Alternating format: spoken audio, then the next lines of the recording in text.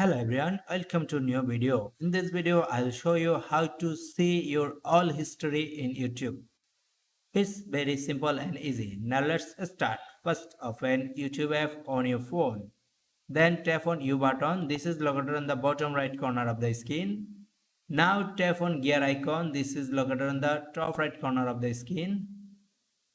Now tap on manage all history.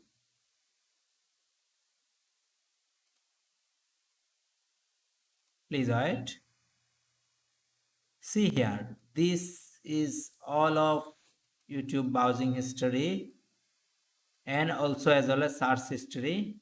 See here, this is watch history, this is